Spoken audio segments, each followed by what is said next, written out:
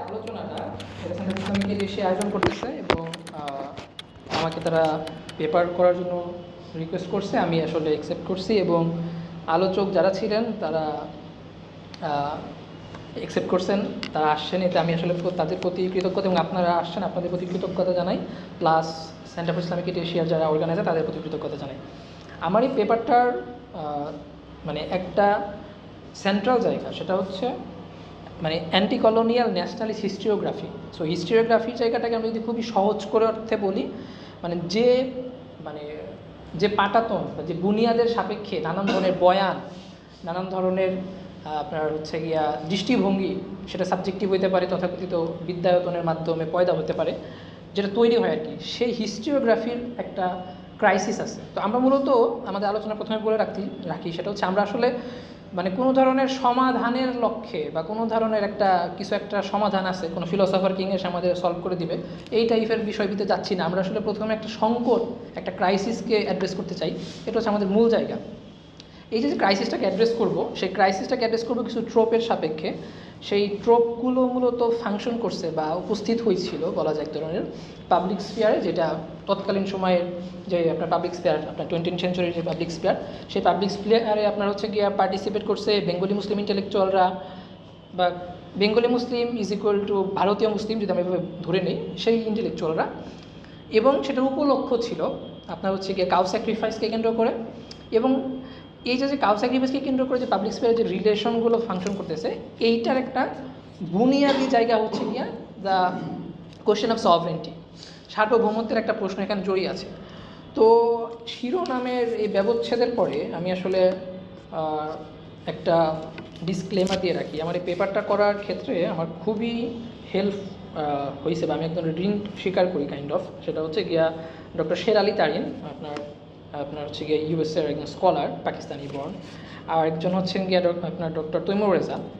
তো উভয়ের সাথে আমার পার্সোনাল রিলেশনশিপের কারণে নানান ধরনের বাতচিত এবং হিস্ট্রিওগ্রাফির কী ধরনের ক্রাইসিস আছে সেগুলো নিয়ে আমাদের দীর্ঘদিনের কথাবার্তা এবং নানান ধরনের ব্যক্তিগত এবং হচ্ছে গিয়ে আপনার প্রাতিষ্ঠানিকভাবেও হয়েছে। সো সেইটার একটা প্রভাব এখানে আছে। প্লাস হচ্ছে গিয়ে আমি কিছু নতুন জায়গা বা ধরার চেষ্টা করছি বলে মনে হইতেছে আর কি আমার কাছে। আপনারা সেটা পরবর্তীতে আলোচকরা বিচার করবে আর কি। তো এই হচ্ছে মূল জায়গাটা আর কি। আর কি বলে, আফতাহি ভাইকে ধন্যবাদ, সে এন্ড অফ দ্য ডে আমার সাথে ছিলেন, আর ফয়সাল ভাই এডিট করছে। সো এই হচ্ছে কাহিনী। আমরা শুরু করতে পারি অফিসিয়ালি। সেটা হচ্ছে আপনার আমার এই পেপারটার সেন্ট্রাল যদি স্থান বা টাইম ধরেন আর কি, স্পেস এবং টাইম, তাহলে পরে কি আপনার 20th সেঞ্চুরির আর্লিতে আপনার হচ্ছে খিলাফত আন্দোলন যখন হচ্ছিল, সেই খিলাফত আন্দোলনকালীন একটা টাইম আর কি। কিন্তু ওই খিলাফত আন্দোলনকালীন টাইমটাকে বোঝার জন্য খিলাফত আন্দোলন থেকে শুরু করলে হবে না, একটু পিছন থেকে শুরু করতে হবে এবং একটু পরেও যেতে হবে আর কি। কারণ এইটা একটা পিভোটাল মোমেন্ট আর কি। মানে আমরা মানে কোট আন কোট সাউথ এশিয়ান হিস্ট্রির কথা যখন বলি আর কি, তখন এটার একটা খুবই পিভোটাল রোল প্লে করে। কারণ এরপরে হচ্ছে গিয়া মুসলিমদের পলিটিক্সের একটা নতুন মাত্রা আসে। মুসলিমরা কী ধরনের পলিটিক্স করবে সেটার উপর ভিত্তি করে 2-3টা ধারা তৈরি হয়ে যায়, এবং আপনার হিন্দুদের পলিটিক্সের একটা ধারা তৈরি হয়ে যায়, এবং আরেকটা হচ্ছে কি আপনার লিবারেল মানে সেকুলার একটা ফর্ম তৈরি হয় আর কি। তার মানে এই পিভোটাল পয়েন্ট থেকেই আপনার 3টা মানে ধারা তৈরি হয় আর কি। তো এই জন্য খিলাফত আন্দোলনকে আমরা নর্মালি আমাদের এখানে বোঝা হয় হিন্দু মুসলিমের একটা আপনার সম্মিলিত বা যুদ্ধবদ্ধ একটা আন্দোলন, এবং এটার একটা অ্যান্টি কলোনিয়াল চরিত্র আছে, যে ঠিক আছে, এটার একটা ন্যাশনালিস্ট চরিত্র আছে। তো আমাদের যে বিদ্যায়তন বাংলাদেশ বা বাংলাদেশের কিছুটা বাইরে, সেইখানেও মূলত এই খিলাফত আন্দোলন সংক্রান্ত এবং হিন্দু মুসলমানের সম্পর্ক সংক্রান্ত বিষয়গুলোকে খুবই প্রেজুডিসের সাপেক্ষে বা খুবই রিডাকশন ঘটানো হয় আলোচনার ক্ষেত্রে। সেটা হচ্ছে আপনার এটাকে তারা বলে যে এটা একটা সিনক্রেটিক একটা form of relationship between Hindu and Muslim. কিছু ক্ষেত্রে এটার একটা লিবারাল সেকুলার ফর্ম আছে। ওকে, তো এই যে জায়গাটা, এর উল্টা দিকে আরেকটা ফর্ম আছে, সেটা হচ্ছে কি যে এইটার বাইরে যারা তারা হচ্ছে কমিউনাল, মানে সে যদি কমিউনাল মানে অ্যাকচুয়াল কমিউনাল যে বিষয়টা, সে এইটার বাইরেও যদি কোনো প্রপোজিশন আনে তাও সে কমিউনাল ক্যাটাগরির ভিতরে পড়বে। অথবা আপনার সেপারেটিজম বা আপনার বিচ্ছিন্নতাবাদী একটা ধারা এরকম আর কি। তো এই যে যে ন্যারেটিভ যেটা যে হিস্টোরির থেকে তৈরি হচ্ছে, তো সেই জায়গাটাকে আমরা আসলে প্রশ্নবিদ্ধ করবো, চেষ্টা করব। আমরা আসলে কোনো বাইনারি বর্গে যাব না, এবং আমরা আসলে আলাপ করব যে বাইনারি বর্গগুলো আমাদেরকে সংকট বুঝতে দেয় না, বরং এক ধরনের একটা ধাতবাদী বা একটা এসেনশিয়ালিস্ট একটা হচ্ছে গিয়ে পাঠের দিকে নিয়ে যায়, যেটা মূলত আমাদের মানে খুব একটা কাজে আসে না। বিশেষ করে আমরা যে সমাজে বাস করি, আমাদের যে হচ্ছে গিয়ে যাপন, আমাদের যে হচ্ছে গিয়ে এভরিডে লাইফ, সেই এভরিডে লাইফকেও বুঝতে পারি না, প্লাস হচ্ছে আমাদের রাষ্ট্রীয় যে সংকট, সেই সংকটটাও বুঝতে পারি না। তো আলাপের আমরা শুরুতে যাই হচ্ছে আপনার মানে একটা কোট পড়ি আমি, সেটা হচ্ছে আপনার সম্পাদক আব্দুল কাদিরের। উনি জয়তীর বেঙ্গলি মুসলিম একজন মানে ইন্টেলেকচুয়াল, তো শিখা পত্রিকা নানান জায়গাতে লেখালেখি করছেন। তো উনার একটা লেখার নাম সেটা হচ্ছে স্বাদেশিকতা ও মুসলমান। ওকে, স্বাদেশিকতা ও মুসলমান 19 সেঞ্চুরিতে মূলত আপনার এই মুসলিমরা কতটুকু ইন্ডিয়াতে বিলং করে এই কোশ্চেনটা তৈরি হইতেছিল। এটা নিয়ে প্রথম দিকে কাজ করলেন হচ্ছে গিয়ে ফয়সাল দেবজি বলার চেষ্টা করতেছেন যে আপনার এই 19 সেঞ্চুরি কোশ্চেনটা যে তৈরি হইলো কারণ মুসলিমরা মাইনরিটি আকার ইমার্জ করছে, এই কারণে। তো মুসলিমরা কীভাবে মাইনরিটি আকার ইমার্জ করলো বা মাইনরিটি বিষয়টা কী? এর আগেও তো মুঘল সালতানাতের সময় বা মুঘল আমলেও মুসলিমরা সংখ্যার বিচারে তো কম ছিল, রাইট? কিন্তু এইখানে তারা মানে তখন তো প্রবলেমটা হয়নি, প্রবলেমটা এখন কেন হচ্ছে?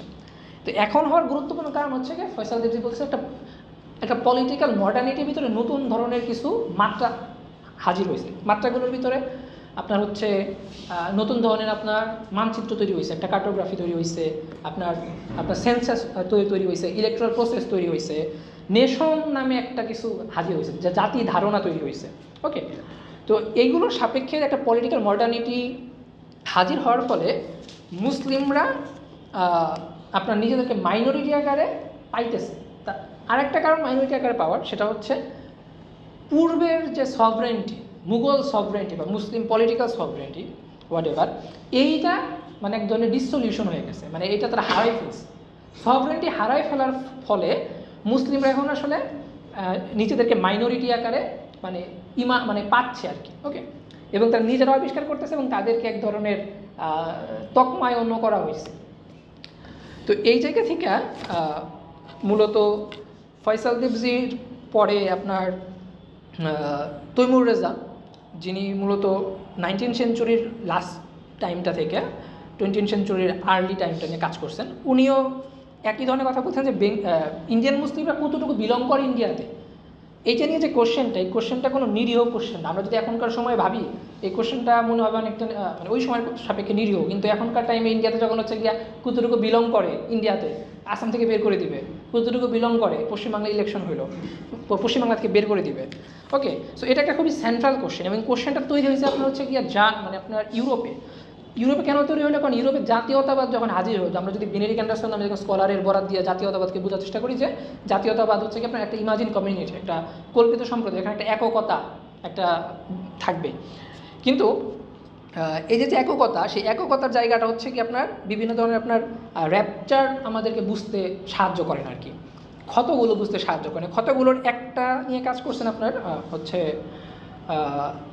আপনার আমির আলী, তো মুফতি আমির। তো উনি যেটা মানে করছেন সেটা হচ্ছে যে ইউরোপে ইহুদিরা মানে আপনারা জানেন মার্ক্সের একটা লেখা আছে জুইশ কোশ্চেন, ব্রুনো বারের সাথে ডিবেট। তো ওইখানে মূলত আলাপটা হচ্ছে যে ইউরোপে ইহুদিরা নিজেদেরকে মাইনরিটি আকারে পাচ্ছে। ইহুদিদেরকে প্রশ্ন করা হচ্ছে যে তোমরা তো এখানে বিলং করো না, কারণ তোমাদের তো এটা ল্যান্ড না, সয়েল না। আর আপনারা জানেন যে খুবই রোমান্টিক জার্মান ন্যাশনালিজম যেটা, সেটা হচ্ছে কি কতটুকু বিলং করো, কারণ এইটা হচ্ছে পূর্বপুরুষদের ল্যান্ড। তো এখানে এক ধরনের একটা এফেক্টিভ একটা বিষয় আছে। ওকে, এখানে একটা আপনার আবেগী মমতা ইত্যাদির বিষয় আছে আর কি। সো এখানে বিলঙ্গের প্রশ্নটা খুবই গুরুত্বপূর্ণ, পরিবারের ভিতরে বিলঙ্গের জায়গাটা খুবই সেন্ট্রাল। তো ইহুদিরা পড়ে গেছে বিপদে, যে তারা তো আসলে ইউরোপে তাদের বাসনা আকারে তাদেরকে যে চিত্রণ করা মানে হইতেছে, এটা তো প্রবলেমেটিক। এবং এর ফলে যেটা হয়েছে আমরা জানি পরবর্তীতে যে Nazi Germany, Holocaust etcetera etcetera. তো এই যে ইউরোপিয়ান জুইশ কোশ্চেন যেটা, সেইটা শুধু ইউরোপীয় বিষয়টা এরকম না, এটা কলোনিয়াল যে জায়গাগুলো স্পেশালি ইন্ডিয়াতে এটা হয়েছে। তো এটা নিয়ে মূলত মুফতি আমিরের যে জায়গাটা, সেটা হচ্ছে কাজ।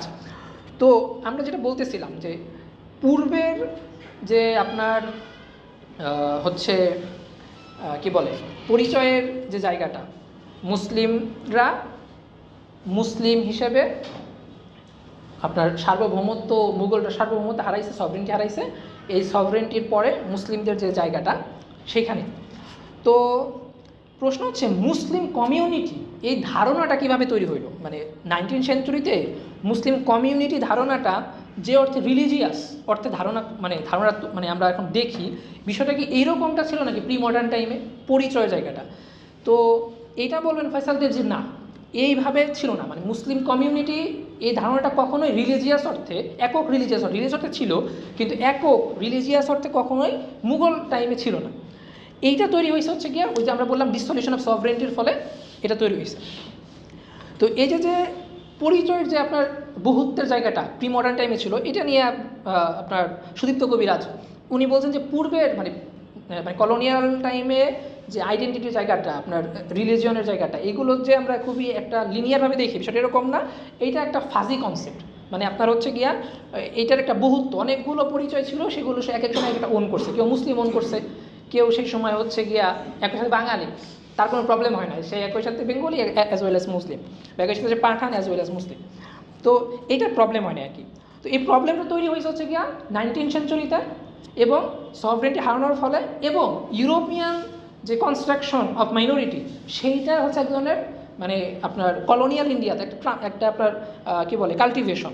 ওকে, এই কাল্টিভেশনের ফলে মূলত প্রশ্ন তৈরি হয়েছে যে মানে বিলং করে কি বিলং করে না। সো তৈমুররা যেটাকে বলবেন হচ্ছে গিয়ে যে ভারতীয় মুসলিমরা কতটুকু বিলং করে, টেরিটোরিয়াল বিলঙ্গিং, এইটা নিয়ে হচ্ছে তার সেন্ট্রাল জায়গা আর কি।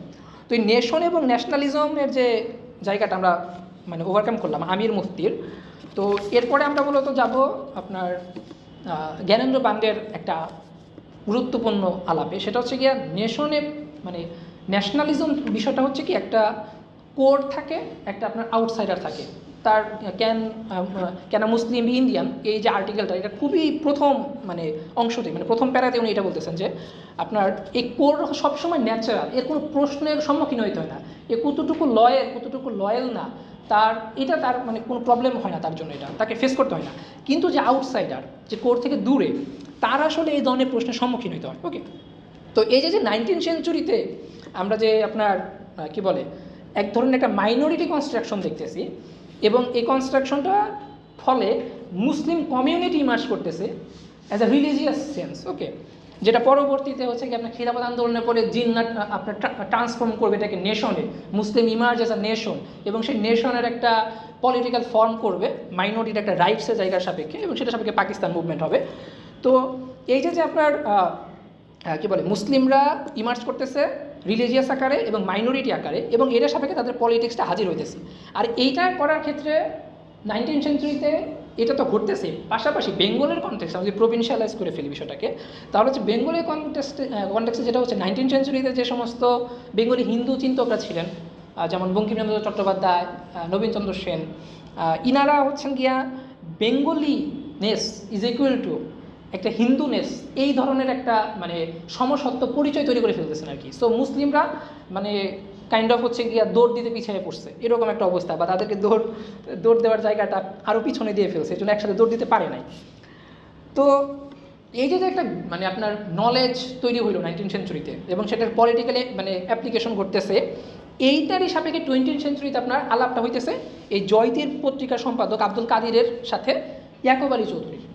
তো জয়তী পত্রিকার সম্পাদক আব্দুল কাদির তার স্বাদেশিকতা মুসলমান লেখাতে ভারতীয় মুসলমানের দেশপ্রেম নিয়ে প্রশ্ন করতেছে, যে ভারতীয় মুসলমানরা কতটুকু দেশের প্রতি লয়াল, তারা তো সবসময় পড়ে থাকে আরব ইরান তুরান ইত্যাদি নিয়ে। তার আসলে যে প্রশ্নটা কারণ হচ্ছে রাষ্ট্র বিপ্লব করা, রাষ্ট্র কনস্ট্রাক্ট করা। ওকে, সে একটা রাষ্ট্র করতে চায়। আমরা এই রাষ্ট্র কথাটাকে বা রাষ্ট্র বিপ্লব বিষয়টাকে ওই সময়ের পার্সপেক্টিভে এক ধরনের একটা উপনিবেশ বিরোধী সংগ্রামের জায়গা থেকে বোঝার চেষ্টা করবো। কারণ আপনি রাষ্ট্র কীভাবে করবেন যদি না আপনার উপনিবেশ আপনার না চলে যায়, আপনি নিজেদের রাষ্ট্র কীভাবে তৈরি করবেন।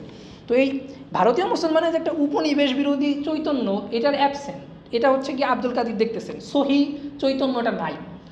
যতটুকু আছে যেটা দেখা গেছে খিলাফত আন্দোলনের সময়, সেইটাও হচ্ছে গিয়ে যতটা না দেশপ্রেমের জন্য, তার থেকে হচ্ছে গিয়ে বেশি খিলাফত রক্ষা করার জন্য। আমি আব্দুল কাদিরকে কোট করতেছি, বহু সমাজ বিপ্লব, ধর্ম বিপ্লব ভারতের মাটিতে সম্ভব হইয়াছে, কিন্তু কোনো রাষ্ট্র বিপ্লব সম্ভব হয় নাই। এটা হচ্ছে আব্দুল কাদির বলতেছেন। তারপর আব্দুল কাদির বলতেছেন, মহাত্মা গান্ধী প্রবর্তিত অসহযোগ আন্দোলনে দলে দলে ভারতীয় মুসলমান যোগ দিয়েছে সত্য, কিন্তু সে যোগদানের পশ্চাতে দেশাত্মবোধ ততখানি ক্রিয়া করে নাই যতখানি করিয়াছে খেলাফত উদ্ধাররূপী ধর্মীয় বুদ্ধি। সো এই যে প্রকৃত দেশপ্রেমের সাপেক্ষে মুসলমানরা বিলং করতেছে, কতটুকু দেশের সাপেক্ষে আলাপ করছে, এটা 19th সেঞ্চুরিতে জ্ঞানকাণ্ড, সেটার একটা রিফ্লেকশন আমরা আব্দুল কাদের চিন্তা করতে পাইতেছি। এখানে কিন্তু আমরা আলাপটা কিন্তু করতেছি মানে আপনার মুসলিম বনাম মুসলিম, মানে এখানে বিষয়টাকে হিন্দু মুসলিমের একটা জায়গার সাপেক্ষে আমরা না ভেবে এটা ইন্ট্রা মুসলিম ডিবেটের সাপেক্ষে আমরা মূলত প্রস্তাব করতেছি বা দেখার চেষ্টা করতেছি। তো এই প্রশ্নটার উত্তর কিছুটা কাইন্ড অফ আগেই দিয়েছেন, 2 বছর আগেই দিয়ে দিয়েছেন ইয়াকুব আলী চৌধুরী। ইয়াকুব আলী চৌধুরীর লেখাটা শিরোনামটা হচ্ছে স্বাদেশিকতা ও মুসলমান। আপনি যদি লেখাটা শিরোনামগুলো দেখেন, একটা হচ্ছে স্বাদেশিকতা ও মুসলমান, আরেকটা হচ্ছে কি আপনার ভারতীয় মুসলমান ও স্বাদেশিকতা। ইয়াকুব আলী চৌধুরীর প্রথমে ভারতীয় মুসলমান, পরে স্বাদেশিকতা। আর জয়তীর আব্দুল কাদের লিখতেছেন আগে স্বাদেশিকতা, পরে হচ্ছে গিয়া ভারতীয় মুসলমান বা সুশুদ্ধ মুসলমান। এই লেখার ভিতরেও এক ধরনের তারা যে মানে জ্ঞানতাত্ত্বিক কাঠামো থেকে ভাবতেছেন সেটাও একটা রিফ্লেক্ট করে। তো ইয়াকুব আলী চৌধুরী বলতেছেন যে এই যে মানে আমাদের হিন্দু ভাই মানে বেঙ্গলি হিন্দুরা যে মনে করে যে, বা ভারতীয় হিন্দুরা যে মনে করে যে হচ্ছে মুসলমান শুধু ইরান তুরান তুর্কি খোরাসানের প্রতি লয়াল, তাদের জন্য আশায় থাকে, বিষয়টা আসলে ঠিক এরকমটা না। তো এটা আসলে তাদের একটা ভুল ধারণা, তারা একটা নিগুড় রহস্য, ঠিক আছে, ধরতে পারে না, এই উদাসীনতার নিগুড় রহস্য তারা ধরতে পারে না। তো এই উদাসীনতার নিগুড় রহস্যটা কি? ইয়াকুব আলী আমি ইয়াকুব আলী কোট করতেছি। ইয়াকুব আলী বলতেছেন, শৈশবে মাতৃহারা সন্তানকে প্রায় উশৃঙ্খল হইতে দেখা যায়, ঘর যাহাকে বাঁধিতে পারে না, বাহির তাহাকে আকর্ষণ করে। তো মাতৃহারা হয়েছে কীভাবে? এই যে মাতৃহারা, এই মাতৃহারা দিয়ে সেটা আমরা বুঝবো হচ্ছে গিয়া আপনার ওই লস অফ সভরেন্টি ওইটাকে। তারপর ইয়াকুব আলী বলতেছেন, আপন ঘরে ও আপনার অন্তরে যে প্রতিষ্ঠা লাভ করিয়াছে, বাহিরে তাহার দৃষ্টিপাত হয় না। ভারতীয় মুসলমানগণ আত্মপ্রতিষ্ঠা লাভ করিতে পারে নাই, স্বদেশ তাহাকে বিদেশে করিয়া রাখিয়াছে। ফলে যে নিজে ভাগ্যহীন, সে আত্মীয় স্বজনের সম্পদে গর্ব অনুভব করে। তো এই যে আব্দুল কাদির এবং ইয়াকুব আলী চৌধুরীর ওনাদের যে জায়গাটা, এবং 19th সেঞ্চুরিতে যে আপনার মুসলিম কমিউনিটি মানে ইমার্জ করলো যে রিলিজিয়াস কমিউনিটি আকারে, শুধু রিলিজিয়াস কমিউনিটি আকারে এবং মাইনরিটি আকারে, এবং তাদের পলিটিক্যাল ফর্মটা 20th সেঞ্চুরিতে আপনার রিফ্লেক্ট হবে। তো এবং এই যে রিফ্লেকশনটা সেটা হচ্ছে কি আমরা ট্রেস করব সেই আপনার হচ্ছে গিয়ে গরুকে কেন্দ্র করে, গরুর সাপেক্ষে 20th সেঞ্চুরিতে মানে কী ধরনের রাজনৈতিক মানে চিন্তা হাজির হইতেছে, এবং এই জায়গাটাকে আমরা হচ্ছে ট্রেস করবো একটা সভরেন্টির জায়গা থেকে। পাবলিক স্পিয়ারের সাথে সভরেন্টি রিলেশনশিপটা কী, মানে সভরেন্টিকে আমরা নর্মালি বুঝি কলোনিয়াল স্টেটের সভরেন্টি বা স্টেটের সভরেন্টি। তামিজাল জামি ভাই রিসেন্ট এই সমস্ত কথাবার্তা বলছেন যে হচ্ছে সভরেন্টিকে শুধু রাষ্ট্রের সাপেক্ষে না ভাবে আমরা পাবলিক স্পিয়ারের সাপেক্ষেও ভাবতে পারি। সো পাবলিক স্পিয়ারের সাথে সভরেন্টি বিষয়টা আরও আগেও আলাপ সালাপ হইতেছিল আর কি। তো আমি আসলে এখানে পাবলিক স্পিয়ার বলতেই আপনার ইয়ার্গান হ্যাবারমাসের কনসেপ্ট ইউজ করবো, কিন্তু ওই অর্থে পুরোপুরি হ্যাবারমাসিয়ান যে concept of public sphere European কনটেক্সটে তৈরি হইতেছে আধুনিক বুর্জোয়া সমাজের রূপরূপান্তর ধরতে, প্রিন্ট কালচারের সাপেক্ষে একটা আপনার ডেমোক্রেটিক ট্রানজিশন ধরার জন্য, আমরা সেটাকে হুবহু ভারতীয় কনটেক্সটে ফেললে প্রপারলি বুঝতে পারবো বলে মনে হয় না।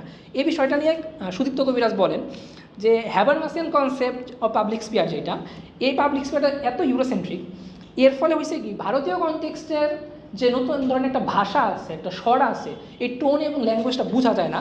সো এর ফলে আমরা যখন ইন্ট্রা মুসলিম ডিবেটের প্রসঙ্গ, যেহেতু আমরা ইন্ট্রা মুসলিম ডিবেটকে ফোকাস করবো, এই ক্ষেত্রে আমাদের হ্যাবারমাসিয়ান কনসেপ্ট জায়গাটা পুরোপুরি আমল না করে আমরা সুদীপ্ত কবিরাজ কথিত একটা হচ্ছে গিয়া মুসলিম ডিবেটটা হয় ইন্টারনাল পাবলিক স্পিয়ার, এবং এখানে ল্যাঙ্গুয়েজ এবং টোনটা একটু আলাদা থাকে।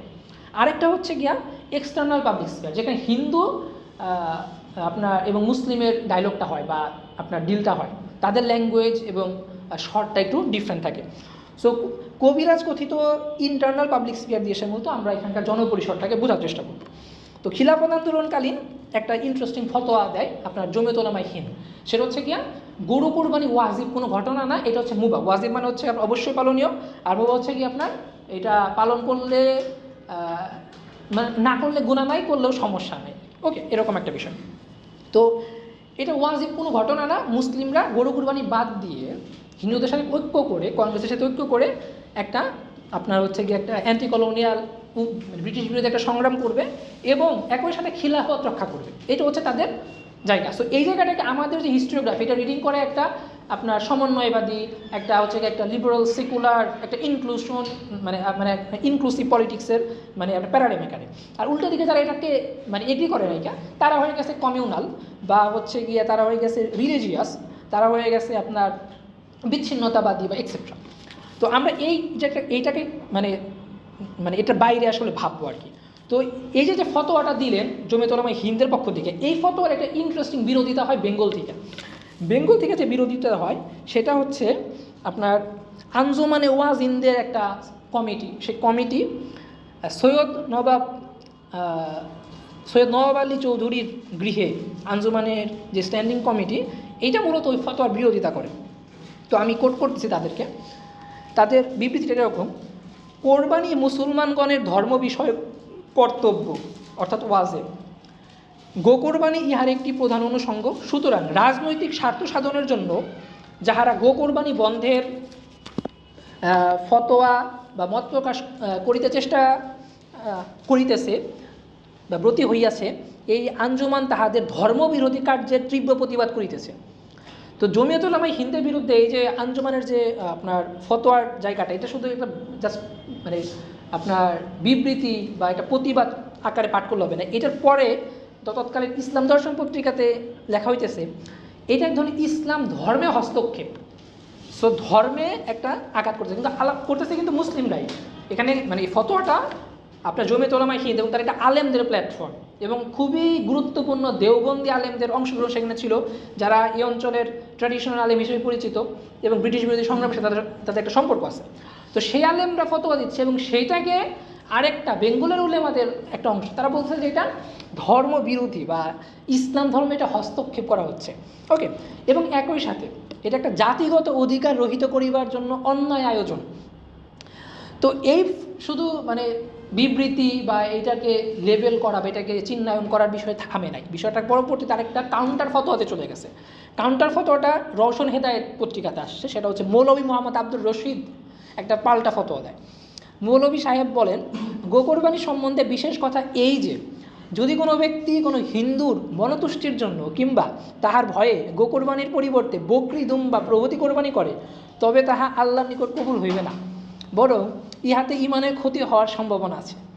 তো এই যে আপনার মৌলভী সাহেবের যে যুক্তি, মানে এটা একটা কাউন্টার ফতোয়া, মানে সে ইমান হারাই হয়ে যাবে, ইমান ক্ষতিগ্রস্ত হবে সে যদি গরু কুরবানি না দেয়। উল্টা দিকে বলা হচ্ছে গরু কুরবানি না দিয়ে সেটা আমরা একটা মানে এটা ওয়াজিব কিছু না। সো এই যে দুইটা ফটো, এই দুইটা হচ্ছে আমার ট্রোপ। আমি এই ট্রোপটা ইউজ করে যে জিনিসটা হচ্ছে গিয়া বলবো সেটা হচ্ছে গিয়া আপনার হিন্দু মুসলিমের যে সম্পর্কটা পাবলিক স্পেয়ারে বা ওই 20th সেঞ্চুরির খিলাফত আন্দোলনের সময় ফাংশন করতেছিল, সেই সম্পর্ক ধরনটা আমরা বুঝবো।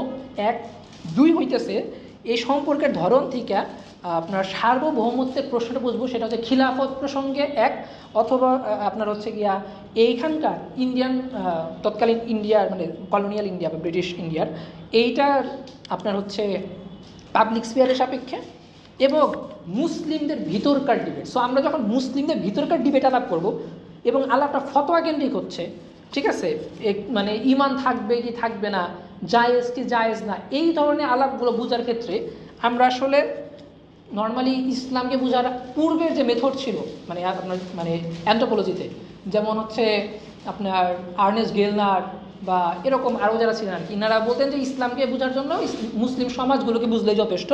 সো মুসলিম সমাজ কীরকম, যে শহরের মানুষ হচ্ছে গিয়া ক্ষমতা কেন্দ্রিক হয়, মানে শহরের ইসলাম ক্ষমতা কেন্দ্রিক, গ্রামের ইসলাম খুবই সিনক্রেটিভ, খুবই মানে একটা তাদের ভিতরে মানে ইজি বিষয় ফাংশন করে।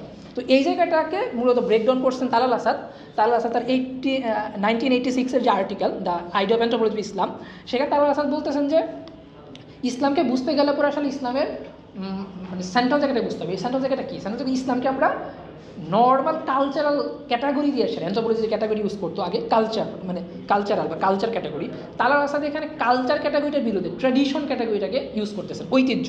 তালাল আসাদ ঐতিহ্য ক্যাটাগরিটা নিতেছেন বলতো আপনার আলাসদার ম্যাকেন্টায়ার থেকে, তালাল বলবেন তার একটা সাক্ষাৎকারে, এবং সে ইন্সপায়ার হইতেছেন এই ম্যাকেন্টায়ার থেকে এই ঐতিহ্য সাপেক্ষে ইসলামকে বোঝার জন্য। এবং সে ইসলামকে বলতেছেন ইসলাম একটা ডিসকার্সিভ ট্র্যাডিশন। ওকে, এই ডিসকার্সিভ ট্র্যাডিশন বলতে তার একটা লম্বা হিস্ট্রি আছে, তার ইন্টারনাল আপনার হচ্ছে গিয়া একটা রিসোর্স আছে, সেটার ভিতরে তার এক ধরনের আপনার ডিবেটের জায়গা আছে, এবং এখানে পাওয়ারের জায়গা আছে, ইন্টারপ্রিটেশনের জায়গা আছে, এক্সেট্রা এক্সেট্রা। তো এই যে জায়গাটা তারা মূলত ডিসকাসিভ ট্র্যাডিশনের ক্ষেত্রে যেটা করছেন, এটা আমি একটু অ্যাড করি, সেটা হচ্ছে আপনার তিনি ফুকো তার আর্কিওলজি অফ নলেজে আপনার ট্র্যাডিশনকে ডিসকোর্সের উল্টা ব্যবহার করছেন, কাউন্টার আকারে ব্যবহার করছিলেন, কিন্তু তালাল করছেন ডিসকোর্স এবং ট্র্যাডিশনকে যোগ করছেন। এটা তালাল আসাদ তার যে পেপারটা করছিলেন 1886-এ ইউনিভার্সিটি অফ ক্যালিফোর্নিয়া বার্কলেতে, পরবর্তী বছরে আরেকটা মানে আরেকটা আলোচনাতে তিনি তার এই বিষয়টা ক্লিয়ার করেন, এবং তার ইন্টারভিউ আছে ইরফান আহমেদকে দেওয়া। তো এই যে জায়গাটা আমরা তার মানে যে ডিবেটটাকে গরু কুরবানি নিয়ে যত ডিবেটগুলো হইতেছে, ডিবেটটাকে বুঝবো ইসলামের জায়গাটা থেকে, ওকে, ইসলামের ভিতরের জায়গাটা থেকে, এবং এই ডিবেটটা করতেছে যেহেতু দুইটা পক্ষে উলেমা, ঠিক আছে। তো এখন আমরা আসি মূল ডিবেটটাতে, এবং এইটার মূল ডিবেটটা হচ্ছে গিয়ে বন্ধুত্ব নিয়ে, হিন্দু এবং মুসলমানের বন্ধুত্ব। এই যে বন্ধুত্ব, এই বন্ধুত্বটা রক্ষা করার উপায় কী? একটা উপায় হচ্ছে হিন্দু এবং মুসলিম একসাথে ঐক্য করবে, ঐক্য করার ভিতর দিয়ে একটা ব্রিটিশ বিরোধী সংগ্রাম হবে, ব্রিটিশটা চলে যাবে, এবং একই সাথে হচ্ছে গিয়ে আপনার খিলাফতের সভরেন্টি রক্ষা হবে, খিলাফত রক্ষা হবে। সো এই ঐক্যটা করার জন্য আমাদেরকে একটা জিনিস করতে হবে, সেটা কি? সেটা হচ্ছে গিয়া হিন্দুদের কাছে গরু হচ্ছে তাদের, মানে আমরা যদি তালালের শব্দেই বলি, একটা এমবডিমেন্টের একটা জায়গা আছে, তাদের এভরিডে লাইফের সাথে কানেক্টেড, তারা তাদের গোমাতা। সো তাদের হার্ট করে সেটা, তাদেরকে কষ্ট দিয়ে সেটা ঐক্যটা হওয়া পসিবল না। সো বন্ধুত্বের জন্য আমাদেরকে একটা প্রমিস রক্ষা করতে হবে। সো ফ্রেন্ডশিপের যে জায়গাটাতে প্রমিসের প্রশ্নটা আসলো, এবং ওই সময়টা উলেমারা যে প্রমিসের জায়গাটা করলো, তো আমরা সেই বন্ধুত্বের একটা ওয়েস্টার্ন ফিলোসফিক্যাল জায়গা এবং ইসলামিক জায়গার একটা মানে খুঁজি। সেটা হচ্ছে আলেকজান্ডার নেহামাস নামে একজন আছেন, উনি বলতেছেন যে অ্যারিস্টটল নিয়ে বলতেছেন যে অ্যারিস্টটলের বন্ধুত্ব ধারণার ভিতরে অ্যারিস্টটল দেখা যাচ্ছে একটা মানে একটা ডাবল ফেস, একটা আপনার দ্বৈত অবয়ব থাকে, মানে বন্ধুত্বের একটা দিকে যদি হয় প্রমিস, প্রতিজ্ঞা, আরেকটা দিক হচ্ছে আপনার হচ্ছে এক ধরনের একটা ঝুঁকি, ঠিক আছে, এক ধরনের একটা টেনশন, অ্যাংজাইটি। সো জ্যাক দেরিদা তার পলিটিক্স অফ ফ্রেন্ডশিপে উনিও কাইন্ড অফ কাছাকাছি কথাই বলতেছেন যে আসলে বন্ধুত্ব বিষয়টা, ক্ষত ছাড়া বন্ধুত্ব বিষয়টা আসলে পসিবল না। উনি মূলত কার্ল স্মিথে ক্রিটিক করার জন্য তার পয়েন্টস অফ ফ্রেন্ডশিপটি করছেন, যে কার্ল স্মিথ পলিটিক্সকে দেখছেন ফ্রেন্ড এনিমি ডিস্টিংশন আকারে। তো এই যে জায়গাটা আর কি, বন্ধুত্বের সাথে একটা ক্ষতের একটা সম্পর্ক, মানে আমরা দেখতেছি প্রমিস এবং অ্যাংজাইটির এই রিলেশনশিপটা ওয়েস্টার্ন পলিটিক্যাল থটের ভিতরে কেমন ফাংশন করতে। দেরিদা আর একটা বিষয় খুব ইম্পর্টেন্ট আমাদের এই আজকের আলাপের ক্ষেত্রে, সেটা হচ্ছে কনসেপ্ট অফ হসপিটালিটি। দেরিদা এই হসপিটালিটি শব্দটার অরিজিন আকারে হোস্টিস যাই শব্দকে বলতেছেন, যে হোস্টিসের দুইটা অর্থ, একটা হচ্ছে হোস্ট, যে আপনার হচ্ছে কি করবে, আরেকটা হচ্ছে কি আপনার হোস্টিসের অর্থ হচ্ছে এনিমি। সো এই যে দুইটা জায়গা, এইটা আমাদের আলাপের ক্ষেত্রে কাজে লাগবে। আর ইসলামের জায়গাটা কি? ইসলামের জায়গাটা আমরা যেহেতু হচ্ছে কি বললাম, যেমন ইসলামের ডিসকাসিভ ট্র্যাডিশন থেকে আলাপ করবো, তো কোরআনে আপনার বন্ধুত্বের আলাপটা বলতে মুআমেলাত শব্দটি ইউজ করছে। সো আমরা কি বলে আপনার ওয়েস্টার্ন পলিটিক্যাল থটের ভিতরে বন্ধুত্বের একটা রূপ পাইলাম এবং শব্দগত জায়গা পাইলাম, আর ইসলামের ডিসকাসিভ জায়গা থেকে মুআমেলাত শব্দটা, মানে এটা আপনার টেক্সচুয়াল স্ক্রিপচার জায়গাতেও আছে, এবং যেহেতু উলেমাদের ভিতর ডিবেট, সো এই জন্য আমরা এই মুআমেলাত শব্দটাকে ইউজ করতেছি। তো এই ডিবেটটা মূলত তিনজন ব্যক্তির সাথে, দুইজন এক পক্ষে, আরেকজন এক মানে আলাদা পক্ষে। একজনের নাম হচ্ছে মৌলানা আবুল কালাম আজাদ আর মৌলানা আব্দুল বারী ফারিঙ্গি মহলি, এনার দুইজনেই জমিয়তুল উলামা হিন্দের সদস্য। আরেকজন হচ্ছে কি আপনার মৌলানা আহমদ রেজা খান বেরলভী। মৌলানা আহমদ রেজা খান বেরলভী হচ্ছে গিয়া সুন্নি ধারার, বেরলভীর যে মানে একটা ধারা, এই ধারার হচ্ছে গুরুত্বপূর্ণ একজন মানে ফাউন্ডার বা একজনের সুফি লর্ড, বাই দ্য ওয়ে ইনি একজন সুফি মাস্টার। সো আমাদের আলাপগুলো আমরা যখন করবো তখন ল সুফিজম বাইনারি, আপনার হচ্ছে religious secular binary, inclusive exclusive binary, এভাবে আসলে এই আলাপটাকে বোঝা যাবে না। তো মৌলানা আবুল কালাম আজাদ বলতেছেন যে ইন্ডিয়া হচ্ছে দারুল হার্ব। দারুল হার্ব কি? দারুল হার্ব হচ্ছে আপনার ল্যান্ড অফ ওয়ার, যেখানে মুসলমানদের আর কর্তৃত্ব নাই, কর্তৃত্ব হয়ে গেছে অমুসলিমদের হাতে। সো মুসলিমদের কাজ হচ্ছে এইটার বিরুদ্ধে এক ধরনের সংগ্রাম করা বা জেহাদ করা তার শব্দে।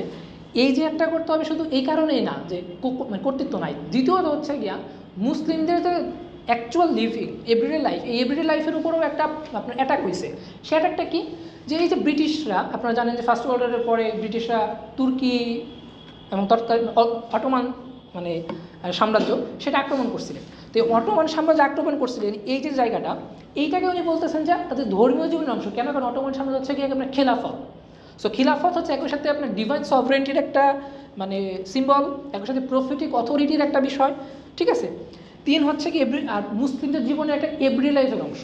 তার মানে ব্রিটিশরা মুসলিমদের যে ধর্মীয় জীবনের অংশ সেইটার উপর আক্রমণ করছে। সো এই কারণে আর মানে আটকে রাখার সুযোগ নেই, আমাদের তো মানে আবুল কালাম আজাদের মতো আমাদের তো জিহাদ করতে হবে ব্রিটিশদের এগেনস্টে। ওইখানে মৌলানা আহমেদ খান বিরোধী উনি বলতেছেন যে না, ব্রিটিশদের এগেনস্টে জিহাদ করার প্রশ্ন আসে এবং এইটা কোনো ল্যান্ড অফ ওয়ার না, এটা ল্যান্ড অফ ইসলাম। মানে এক অর্থে কেন ল্যান্ড অফ ইসলাম বা জিহাদ করার দরকার নাই কেন? কারণ ব্রিটিশরা আমাদের প্রধান এনিমি না। ব্রিটিশরা যে খিলাফত বিলুপ্ত করার কথা বলতেছে, যে খিলাফত সভরেন্টি নাই করার কথা বলতেছে বলে অভিযোগ করতেছে আবুল কালাম আজাদ। আহমেদ খান বিরোধী বলবেন যে ওইটা কিসের খেলাফত, ওইটা মানে কোন খেলাফত, ওর সাথে ইসলামের কোনো খেলাফতের সম্পর্ক নেই। কেন? কারণ খেলাফত হওয়ার জন্য বনু কুরাইশের গোত্র হইতে হবে। ওসমানীরা কি বনু কুরাইশের গোত্রের অন্তর্ভুক্ত কিনা বলছেন না, তাহলে কিভাবে খেলাফত হয়? তার মানে 2 জন আলেমী, আপনার মৌলানা আবুল কালাম আজাদ এবং আহমেদ খান বিরোধী, 2 জনই খিলাফত প্রশ্নটাকে ডিল করতেছেন উইদিন ইসলাম। একজন বলতেছেন এটা হচ্ছে কি মুসলমান এভরি লাইফের অংশ, আরেকজন বলতেছেন এটার সাথে মুসলমানের কোনো সম্পর্ক নেই। এই যে মুসলমানের যে এভরি লাইফের অংশ এটা বলতেছেন আবুল কালাম আজাদ, এইটা উনি পুরা আপনার বিভিন্ন আপনার ফিকের কিতাব থেকে, বিভিন্ন হানাফি মালিকি জুরিস্টদের সেই 15 সেঞ্চুরি 12 সেঞ্চুরির সে গাজ্জালি রেফারেন্স আনতেছে, ইবনে খালদুনের আপনার রেফারেন্স আনতেছে, আল বাক্কানি আপনার রেফারেন্স আনতেছে। রেফারেন্সের হিসেবে সে বলতেছে যে এটা হচ্ছে গিয়া আমাদের জীবনের অংশ, আর কুরাইশদের সাথে সম্পর্ক থাকতে হবে, এই বিষয়টাকে রিফিউট করছে উইদিন ইসলামিক ট্র্যাডিশন। এরকম আলেমরা ইনারা হইতেছেন এই আলেমগুলো। কারণ তাছাড়া তো সেই মানে রাসূলুল্লাহ ইসলামের পরে বনু কুরাইশের ইরা তো আর হচ্ছে গিয়া বেশি ক্ষমতা, যেমন মামলুকরা, এরা কেউ বনু কুরাইশ ছিল না। তারপরে ফাতেমি বা আরও যারা, এটা তো কেউ বনু কুরাইশ ছিল, এদেরকে মানে এই জায়গাটা কীভাবে বুঝবো? তো আহমেদ রেজা খান বেরলভির কথাও একই, সে উইদিন ইসলামিক ট্র্যাডিশন সে আসলে বোঝার চেষ্টা করতেছেন যে আপনার এটা খিলাফত না। তো এই যে 2 জন বলতেছেন, এই 2 জনের সেন্ট্রাল আর্গুমেন্ট যে আয়াতকে কেন্দ্র করে কুরআনিক ভার্স, সেটা হচ্ছে কি আপনার সূরা মুমতাহিনার 8 এবং 9 নম্বর আয়াতকে কেন্দ্র করে। এবং আমরা দেখাবো এই 8 এবং 9 নম্বর আয়াতকে কেন্দ্র করে 2 জন একজন একটা পলিটিক্যাল থিওলজি করতেছে উইদিন কলোনিয়াল আপনার টাইমে। সেটা হচ্ছে কি আপনারা জানেন যে গালস্মিথের কনসেপ্ট পলিটিক্যাল মানে খুবই আর্লি এবং সেন্ট্রাল। সেটা হচ্ছে আপনার মানে পলিটিক্যাল মিনস দ্য আপনার হচ্ছে গিয়ে distinction between friend and enemy. তো শত্রু মিত্রের মানে খুবই সরল অর্থে বলতেছে আর কি, শত্রু মিত্রের আপনার হচ্ছে গিয়া ভেদনীতি প্রস্তাব। তো বলেন আবুল কালাম আজাদ এবং আহমেদ খান বিরোধী উনারাও একটা শত্রু এবং একটা মিত্র ফাইন্ড আউট করতেছেন এই কুরআনিক ভার্সকে ইউজ করেছেন। তো কুরআনিক ভার্সটা আমি একটু পড়ি, সেটা হচ্ছে 8 নম্বর আয়াত এরকম: ধর্মের ব্যাপারে যারা তোমাদের বিরুদ্ধে লড়াই করেনি এবং তোমাদেরকে দেশ থেকে বহিষ্কৃত করেনি, তাদের প্রতি সদাচরণ ও ইনসাফ করতে আল্লাহ তোমাদেরকে নিষেধ করেননি। নিশ্চয়ই আল্লাহ ইনসাফকারীদের ভালোবাসেন। আল্লাহ তাদেরকে কেবল তাদের সাথে বন্ধুত্ব করতে নিষেধ করেছেন যারা তোমাদের সঙ্গে দ্বীনের ব্যাপারে যুদ্ধ করেছে, তোমাদেরকে তোমাদের ঘরবাড়ি থেকে বের করে দিয়েছে আর তোমাদেরকে বের করে দেওয়ার ব্যাপারে সাহায্য করেছে। যারা তাদের সঙ্গে বন্ধুত্ব করে তারাই জালিম। সূরা মুমতাহিনা 8 নম্বর আয়াত। 9 নম্বর আয়াতটা হচ্ছে আপনার তো আমরা 8 নম্বর আয়াত থেকে আসি। 8 নম্বর আয়াতটা এই যে জায়গাটা কি, এইখানে আবুল কালাম আজাদ বলবেন যে ব্রিটিশরা হচ্ছে আমাদের ফ্রেন্ড এবং ব্রিটিশরা হচ্ছে গুড নন মুসলিম। মানে ক্যাটাগরি করবে, একটা গুড নন মুসলিম, একটা ব্যাড নন মুসলিম। কারণ ফ্রেন্ড এনিমি করতে হবে তো তার, এই দুইটাই তো মুসলিম, ব্রিটিশও মুসলিম, হিন্দুও মুসলিম। সো এর ভিতর তাকে ফ্রেন্ড এনিমি করতে হবে। সো এই ফ্রেন্ড এনিমি করতে হবে অপশন দুইটার ভিতর থেকে আবুল কালাম আজাদের কথা হচ্ছে ব্রিটিশ আমাদের ধর্মীয় জীবনের আঘাত করছে, এই কারণে তারা হচ্ছে গিয়া ব্যাড নন মুসলিম। আর হিন্দুরা আমাদের ধর্মীয় জীবনে আঘাত করে, তারা খেলাফত আক্রমণ করে নাই তো। আমাদের ধর্মীয় জীবনের অংশ হচ্ছে খিলাফত, কারণ আমাদের এই সভরেন্টির সাথে আমাদের রিলেশন আছে, তো আমাদের ধর্মীয় জীবন রিলেশন আছে। তো ব্রিটিশরা আক্রমণ করে, সো ব্রিটিশরা হচ্ছে গিয়া গুড নন মুসলিম, সো গুড নন মুসলিমকে নিয়ে এসে আমরা একটা ঐক্য করব এবং ঐক্যের ভিতর দিয়া আমরা এই খিলাফত রক্ষা করব। এই যে প্রক্রিয়া, এটাকে ফয়সাল দেবজি বলবেন যে খিলাফত আন্দোলন হচ্ছে এমন একটা মানে মানে এটা একটা প্যারাডক্স, এইখানে একই সাথে আপনার অ্যান্টি ইম্পিরিয়াল একটা পজিশন আছে, ব্রিটিশ অ্যান্টি কলোনিয়াল একটা পজিশন আছে, অ্যাজ ওয়েল অ্যাজ আবার প্রো ইম্পিরিয়াল ওসমানী সাম্রাজ্য রক্ষার একটা পজিশন আছে। এই খিলাফত আন্দোলনের একটা রূপ আপনার হচ্ছে গিয়া ন্যাশনালিস্ট, আর একটা রূপ হচ্ছে গিয়া ইন্টারন্যাশনালিস্ট। আবার এই খিলাফত আন্দোলনের ক্ষেত্রে আজাদ মানে ওইটাকে মানে খিলাফতের ধর্মীয় জীবনের অংশ মনে করতেছে এবং এটার সাথে ব্রিটিশ আক্রমণে আলাপ যখন করে তখন ধর্মকে পলিটিক্সে নিয়ে আসে। আবার আজাদ বলে ব্রিটিশটা মানে আজাদের যুক্তি এভাবে যে ব্রিটিশটা আমাদের ধর্মীয় জীবনের উপর আঘাত করছে। সো আজাদ এক ধরনের আমরা যদি একটা মানে আপনার কলোনিয়াল টাইমে মানে আমাদের কলোনিয়াল স্টেটের সিটিজেন হিসেবে আজাদ আছে ধরেন, তার মানে আজাদের আপনার ফ্রিডম অফ রিলিজিয়নের উপর আঘাত হয়েছে। সো ব্রিটিশরা এনাফ সেকুলারিজম প্র্যাকটিস করতেছে না, ওকে, ফ্রিডম অফ রিলিজিয়নের উপর ভায়োলেশন করতেছে। সো সে একই সাথে একটা সেকুলার চরিত্রও দেয়। সো এটা একটা মানে খুবই ইন্টারেস্টিং মানে আপনার প্যারাডক্স খিলাফত আন্দোলনের ক্ষেত্রে। তো এই যে জায়গাটা ব্যাড নন মুসলিম গুড নন মুসলিম যখন চিহ্নিত করলেন আজাদ, তখন আহমেদ রেজা খান বেরলভী আজাদের এই টেক্সটকে, এই পাঠকে উনি বলতেছেন যে তুমি যে আয়াতটা পড়ছো বা ভার্সটা পড়ছো, সেই ভার্সের 3টা মিনিং আপনার হচ্ছে কি আব্দুল ইবনে মাসুদ নামে একজন বিখ্যাত তফসিরকারক ছিলেন, সরি আব্দুল ইবনে আব্বাস। তো আব্দুল ইবনে আব্বাস বলতেছেন যে এই আয়াতে 3টা মানে ক্যাটাগরি আছে। 3টা ক্যাটাগরি কি, যাদের সাথে মূলত বন্ধুত্ব করতে মানে করা যায়, মানে সর্বোচ্চ অ্যালাউ করা যায়, সেটা হচ্ছে কি যারা মক্কা থেকে মদিনা হিজরত করেনি ওই সময় রাসূলের কনটেক্সটে। দ্বিতীয় ধারা হচ্ছে বনু খুজা বংশ যারা রাসূলের সাথে চুক্তি করছিল। তৃতীয়ত হচ্ছে কি যারা অমুসলিমদের ঘরের নারী এবং শিশু। এছাড়া এই আয়াতের যে অ্যাপ্লিকেশন আজাদ যে হারমোনিটিক রিডিংটা করতেছে এইটার মানে আপনার আজাদ করছে হারমোনিটিক রিডিং, আর এটাকে চ্যালেঞ্জ করতেছে আপনার হচ্ছে কি আহমেদ রেজা খান বেরলভী। উনি হচ্ছে একটা প্র্যাগম্যাটিক আমি যদি মানে লিঙ্গুইস্টিক হিসেবে বলে একটা প্র্যাগম্যাটিক একটা পজিশন নিচ্ছেন সেই সময়কার যে আপনার হচ্ছে গিয়ে কনটেক্সট সেটাকে সে আমলে নিচ্ছেন আর কি। তো এইটার সাপেক্ষে আপনার আহমেদ রেজা খান বেরলভী বলতেছেন আমাদের আসলে যে ফ্রেমওয়ার্কটা দিল আজাদ এইটা আসলে ঠিক না। ঠিক কোনটা? ঠিক হচ্ছে কি বরং ব্রিটিশদের সাথে আমাদেরকে ফ্রেন্ডশিপ করতে হবে, বন্ধুত্ব করতে হবে, আর হিন্দুদের সাথে বন্ধুত্ব করতে হবে না। কীভাবে? কারণ হিন্দুরা আমাদের এভরিডে লাইফের বিষয়ে আক্রমণ করতেছে।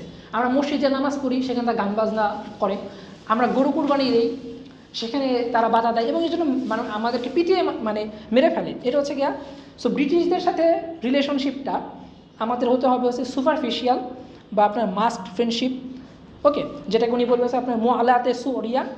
আর আরেকটা হচ্ছে আপনার ইন্টিমেসি বেসড ফ্রেন্ডশিপ, সেটা হচ্ছে গিয়া কারোর সাথে করা যাবে না, ব্রিটিশদের সাথে করা যাবে না, তো সেখানে অমুসলিমদের সাথে ফ্রেন্ডশিপই করা যাবে না। এটা হচ্ছে আজাদের পজিশন। তো ব্রিটিশরা দের সাথে করতে হবে প্র্যাগম্যাটিক জায়গা থেকে, হিন্দুদের সাথে এনিমিটিক জায়গাতে করতে হবে। সো গুড নন মুসলিম ব্যাড নন মুসলিমের ক্ষেত্রে আহমেদ রেজা খান বেরলভী হিন্দুদেরকে বলছেন ব্যাড নন মুসলিম আর ব্রিটিশদেরকে বলছেন গুড নন মুসলিম। হিন্দু মুসলিমের রিলেশনশিপটা মানে এটা ব্রিটিশ ছাড়া কোনোভাবেই বোঝা সম্ভব না। শুধু আমরা যদি ডিভাইড অ্যান্ড রুল এভাবে বলি সেটা এরকম না, মানে এই যে একটা ট্রায়াঙ্গেল রিলেশনশিপ, একটা ত্রিকোণ প্রেমের যে বিষয় আছে এখানে, ফয়সাল যেটাকে বলেন ট্রায়াঙ্গেল মানে লাভ। সো এই ট্রায়াঙ্গেল লাভটাকে আমাদের ধরতে হবে। তো এই যে গরু কুরবানি মুবাহ বললো ওয়াজিব না, এটার বিরুদ্ধে আহমেদ রেজা খান বেরলভী বলতেছেন তারা আনফুসুল ফি কুরবানুল বকর যে টেক্সট আমরা সেটা ট্রান্সলেট করছি রিসেন্ট, সেইটার বা আপনি এটা ইংলিশে বলতে পারি the finest view point of cow sacrifice. সেখানে উনি বলতেছেন যে গরু কোরবানি হচ্ছে বা গরু হচ্ছে গিয়া মানে ইন্ডিয়ান কনটেক্সট বিশেষ বাস্তবতাতে গরু হচ্ছে গিয়ে আপনার মার্কার অফ ইসলাম, যেটাকে আরবিতে বলে শিয়ার ইসলাম। এই মার্কার অফ ইসলামটা বলছেন কেন? কারণ সভরেন্টি, মোগল সভরেন্টি নাই হয়ে গেছে, মুসলিম সভরেন্টি নাই। তো এই সভরেন্টি যখন নাই হয়ে গেছে, এই নাই হওয়ার পরে সভরেন্টিটা মুসলিমদের কই চলে গেল, একে তো নাই। তারপরে সভরেন্টিটা প্রিজার্ভ হইতেছে কোথায়? তাদের এভরিডে লাইফে। সে এভরিডে লাইফে সভরেন্টির যে প্রিজার্ভেশন, সেই প্রিজার্ভেশনটা মানে পাবলিক স্পিয়ারে প্রিজার্ভ হয়েছে সভরেন্টি, সেই পাবলিক স্পিয়ারে হচ্ছে মুসলিমরা রিচুয়াল পালন করবে এক্সেট্রা এক্সেট্রা এক্সেট্রা, সেই জায়গাতে বাধা পাচ্ছে। তার মানে এই আঘাতটা গরু কুরবানি বাধা দেওয়ার যে প্রশ্নটা, এটা একই সাথে সার্বভৌমত্বের উপর আঘাত। ঠিক আছে, এটা হচ্ছে গিয়া আহমেদ রেজা খান বেরলভী খুবই মানে সেন্ট্রাল আলাপ। তো তারপরে তিনি আলাপটা করতেছেন যে তিনি উইদিন ইসলামিক ট্র্যাডিশন তিনি আলাপ করবেন যে কীভাবে গরু কুরবানি হচ্ছে ওয়াজিব। উনি আগে এটা মানে মানে ইউজ করবেন যে তিনি দেখাবেন কোরআনের এই ভার্স থেকে বলা হয়েছে, রাসূলের আপনার স্ত্রী আয়েশা রাদিয়াল্লাহু আনহু আপনার উটের কথা, সরি গরুর কথা বলছে, বুদনা একটা টার্ম আছে আর কি। তো এই যে যে জায়গাগুলো, এবং এই লজিক দেখানোর পর তিনি ব্রিটিশদের বলবেন, ব্রিটিশদের উদ্দেশ্যে, যে তোমরা মানে বিশেষ একটা ধর্মের জন্য আমাদের কি ধর্ম পালন করতে দিবা না নাকি? এই ধর্ম পালন করতে দিব না, এই কোশ্চেনটা আমাদের কাছে মনে হতে পারে যে ফ্রিডম অফ রিলিজিয়ন। এখানে কিন্তু আহমদ রেজা খান বেরলভী জাস্ট হচ্ছে গিয়ে ব্রিটিশ কলোনিয়াল টাইমের একটা গুড সিটিজেন আকারে ফ্রিডম অফ রিলিজিয়ন চাচ্ছে, বিষয়টা এরকম না। সে প্রথমে আপনার ইসলামিক ট্রেডিশনের ভিতর থেকে সে হচ্ছে গিয়ে এটাকে লেজিট করলেও দেন হচ্ছে গিয়ে সে ব্রিটিশ লয়ের সাপেক্ষে, মানে কলোনিয়াল লয়ের সাপেক্ষে সেটাকে ইউজ করলো। সে এখানে সে প্র্যাগম্যাটিক ইউজ করতেছে। সেইখানে আপনার মানে সেকুলারদের যে একটা আপনার, আমরা যদি আল্লাহ থেকে বলি যে রিলিজিয়নকে এক ধরনের একটা আপনার হচ্ছে গিয়া ডিফাইন করার বিষয় থাকে, নতুন করে আপনার কল্পনা করার বিষয় থাকে, বা এটার লিমিট আপনার দেওয়ার বিষয় থাকে, সেটা সে করতেছেন এখানে। সো এই জায়গাটাকে আমরা একটু মানে নোক্তা দিয়ে রাখতে পারি। তো এইখানে মানে ব্রিটিশ কলোনিয়াল আইন কাঠামো থেকে বলতেছেন আমাদেরকে ধর্ম পালন করতে দিতে হবে, আমাদের যেখানে বলতেছে, এবং এই ধর্ম পালন করতে যে দিতেছে না, এবং এইটাকে আমলে নিতে হবে। কারণ ওই পার্টিকুলার টাইমেই আপনার হচ্ছে গিয়া 19 সেঞ্চুরি থেকে শুরু হইতেছে সেটা হচ্ছে কি গরুর কারণে মানে মুসলিমদেরকে পিটিয়ে মারা হচ্ছে।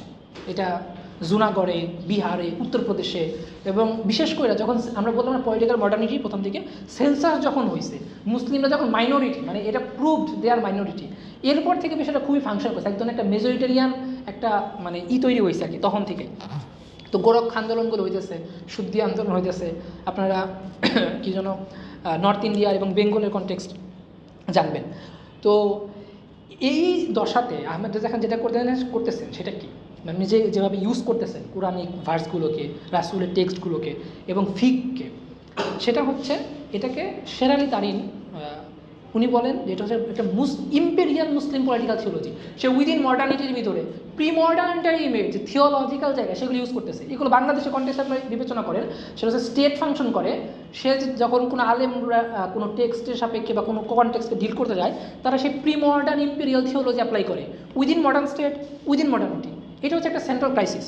তো এই ক্রাইসিসটা কেন? কারণ হচ্ছে গিয়া সে এলিয়েনেটেড স্টেটের সাপেক্ষে, বা সে সভরেন্টি হারাই ফেলছে, এবং সে মানে এত পরিমাণ পাওয়ার থেকে এলিয়েনেটেড, সেই কারণে সে সবসময় প্রিজার্ভ করতে চায়। তার প্রিজার্ভেশনটা হচ্ছে সেন্ট্রাল। তো আহমেদ রেজা খানের এটা হচ্ছে সেই প্রিজার্ভেশনের জায়গাটা, সে ওইটাকে আমলে নিচ্ছে, এবং নিয়ে সেটা তিনি যেটা করতেছেন, তিনি প্র্যাগম্যাটিক কিছু লজিক দিতেছেন, এবং প্র্যাগম্যাটিক লজিকগুলো আজকাল ইউজ হয়। সেটা হচ্ছে গিয়া আপনার হিন্দুদের বেদে তো গরু খাওয়া ছিল, ঋগ্বেদ এটা আছে, আপনার হচ্ছে রাম বনে গরু মানে আপনার গরু মারছে, বা আপনার ষাঁড় মারছে, সেটার গোস্ত খাইছে, এক্সেট্রা এক্সেট্রা। এবং এটার একটা আপনার ইকোনমিক্যাল, বা আপনার হচ্ছে কি আপনার এটাকে কি বলে আপনার উপযোগবাদী একটা আলাপ করেন, যে এটার সাপেক্ষে আমরা জুতা বানাই, ইত্যাদি ইত্যাদি ইত্যাদি।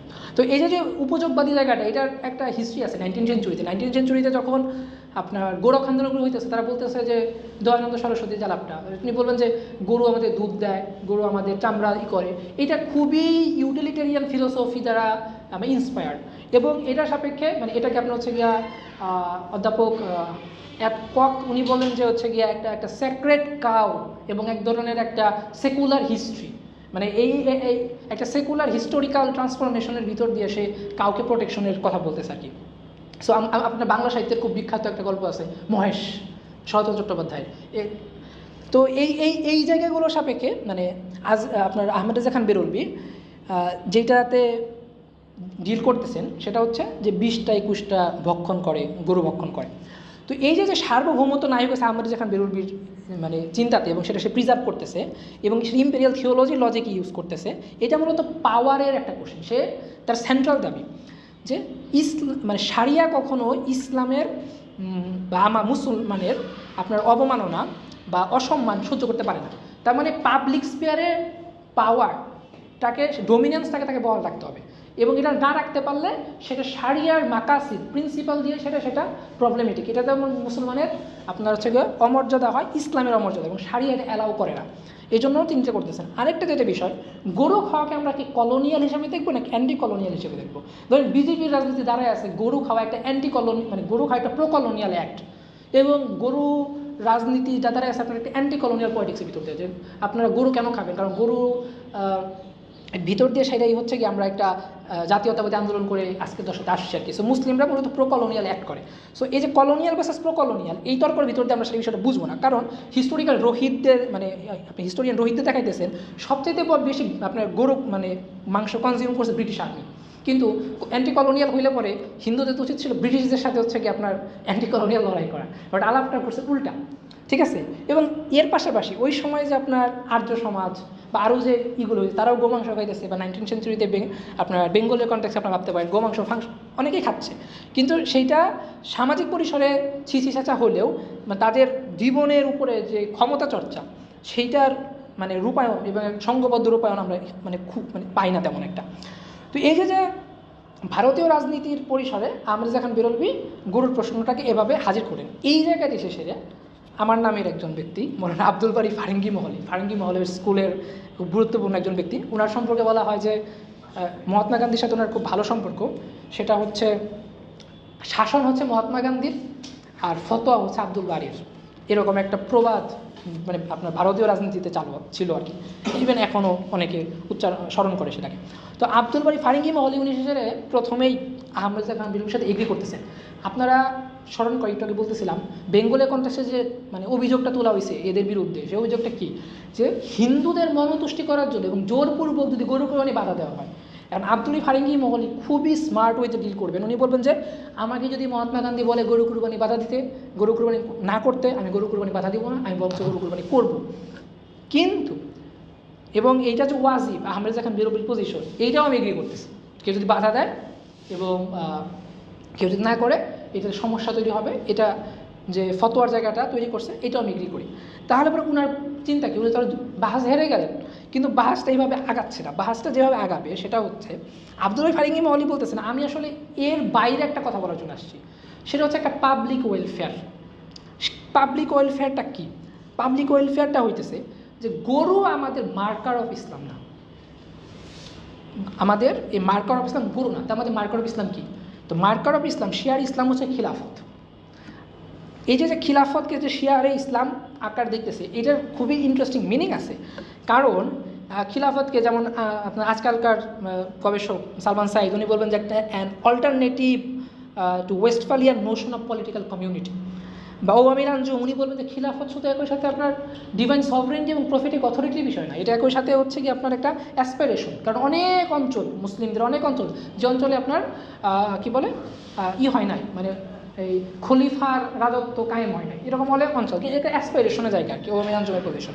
তারপরে আমাদের যখন বিরোধী উল্টে দিকে আপনার আব্দুল ফারিঙ্গি মহলির জায়গাটা উনি বলার চেষ্টা করতেছেন এই পাবলিক ওয়েলফেয়ারটা হইতেছে আমরা খিলাফতের সভরেন্টিকে রক্ষা করব, একই সাথে আমরা এই ব্রিটিশদের থেকে মুক্তি পাবো, এবং মুক্তি পাওয়ার ভিতরে যেটা করতে হবে সেটা হিন্দু ঐক্য করতে হবে। হিন্দু থেকে ঐক্য আমি কীভাবে করবো? ঐক্য করার একটাই উপায়, সেটা হচ্ছে গিয়ে গরু কুরবানি থেকে বিরত থাকতে হবে। আর উনি কোরআনিক ভার্স দিয়ে বলতেছেন যে আল্লাহর জন্য তো সেই জিনিসই উত্তম যেটা সবচেয়ে বেশি দামি, তো গরুর থেকেও দামি আছে, উট আছে, আরও বড় বড় আছে, তুম্বার মানে দামি তুম্বাগুলো আছে, তো এইগুলো আর কি তিনি গুরুত্ব দিতেছেন।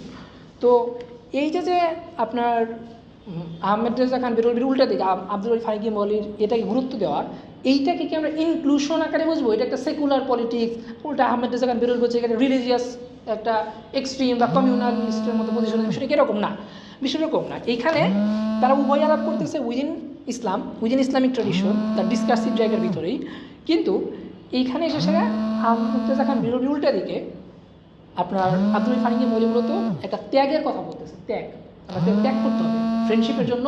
ওই যে বলতেছিলাম বন্ধুত্ব একটা প্রমিস থাকে, প্রমিসের জন্য এটা ত্যাগ করতে হয়, অথবা একটা ঝুঁকি থাকে। তো মানে একটা অ্যাংজাইটির জায়গাটা ফাংশন করতেছে, অ্যাংজাইটিতে ফাংশন করতে আহমেদা খান বেরলভী, আর প্রমিসের জায়গা চলে আসতেছে আব্দুল বারী ফারিঙ্গি মহলি। তো এই জায়গা থেকে আমি প্রায় শেষ করে দেব, এই জায়গা থেকে মূলত আপনার ত্যাগের কোশ্চেনটা ইম্পর্টেন্ট অ্যান্টি কলোনিয়াল থটের ক্ষেত্রে, অ্যান্টি কলোনিয়াল ন্যাশনালিস্ট যে হিস্টোরিওগ্রাফির যে পজিশন সেটার ক্ষেত্রে কীরকম।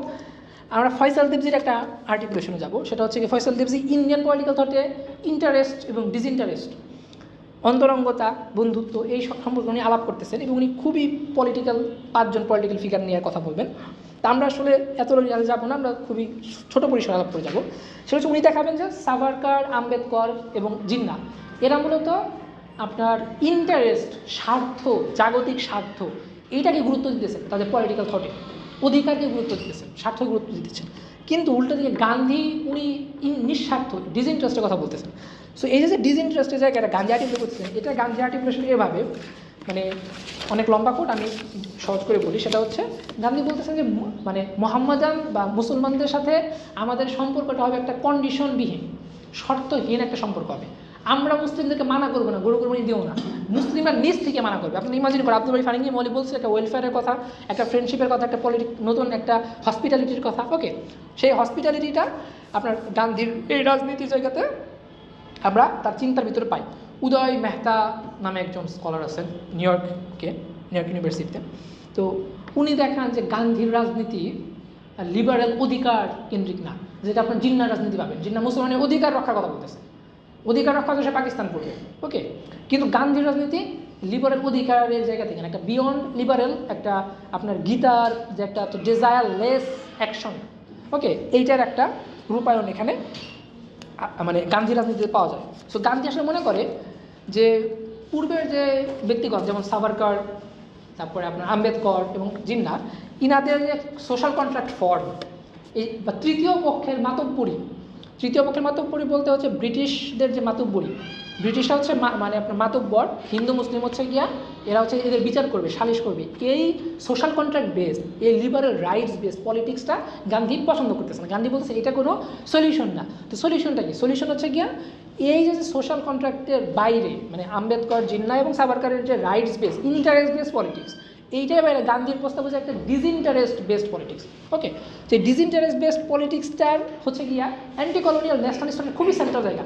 ভারতীয় মুসলমান তোমরা কেন মৌলানা আবুল কালাম আজাদের মতো হইতে পারছো না? এখন প্রশ্ন, তোমরা কেন অমুক মাদানী হুজুরের মতো হইতে পারছো না? তোমার একটা রেফারেন্স, একটা বন্ধুত্বের একটা রেফারেন্স থাকে, সেই রেফারেন্সকে ধরে ধরে আগাইতে হয়। তো একটা আপনার রেফারেন্স তৈরি হয়ে গেছে, মানে এই ত্যাগের ভিতরে এটা একটা অ্যান্টি কলোনিয়াল ন্যাশনালিস্ট থটের একটা সেন্ট্রাল জায়গা। এইটাকে খুবই দারুণ সিস্টেমেটিক, মানে এবং আমি বলি ফিলোসফিক্যালি ডিল করছেন ইয়াকুব আলী চৌধুরী। ইয়াকুব আলী চৌধুরীকে আমরা সাহিত্যিক হিসেবে জানি, কিন্তু ইয়াকুব আলী চৌধুরীর এই ডিলটা আমার কাছে মনে হচ্ছে একটা দার্শনিক পর্যায়ের ডিল। এবং বর্তমান হাল জামানায় হেগেলীয় দর্শনের ভিতরে যারা খুবই সিগনিফিক্যান্ট কাজ করতেছেন, সেই দার্শনিকদের সমপর্যায়ের কাছাকাছি পর্যায়ের চিন্তা তিনি করছেন ওই সময়।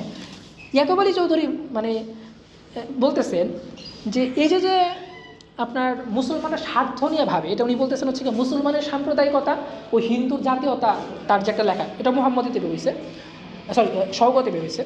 তো উনি এখানে বলতেছেন হিন্দু ভাইরা যে বলে থাকেন যে মুসলমানরা হচ্ছে কি আপনার তাদের সম্প্রদায়ের সাপেক্ষে, নিজেদের ইন্টারেস্টের সাপেক্ষে সবসময় ভাবনা চিন্তা করে, এটা কিছুটা সত্য। কিন্তু এই সত্য কথা বলে যে জিনিসটা আমরা ভুল করি, যে জিনিসটা এড়ায় যাই, সেটা হচ্ছে মুসলিমরা কেন করে, এর কার্যকারণটা আমরা, বা এটার উৎসমূল, এটা যদি রোগ হয়, রোগের সিমটমটা আমরা খুঁজে পাই না। তো সেই সিমটমটা কী?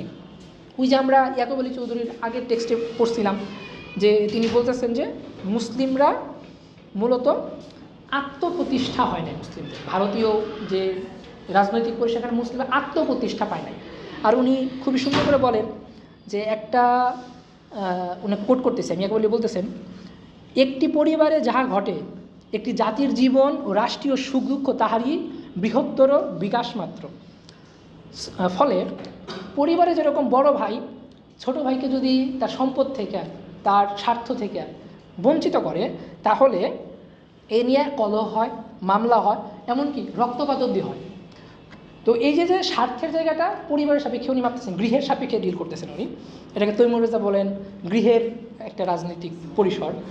তো এখানে ইয়াকুব আলী চৌধুরীর বলতেছেন যে আত্মপ্রতিষ্ঠা মুসলিমরা পায় না। এই আত্মপ্রতিষ্ঠা না পাওয়ার সাপেক্ষে আমরা বলতেছি একটা দার্শনিক একটা পর্যায়ে উনি ডিল করছেন। সেটা কীভাবে?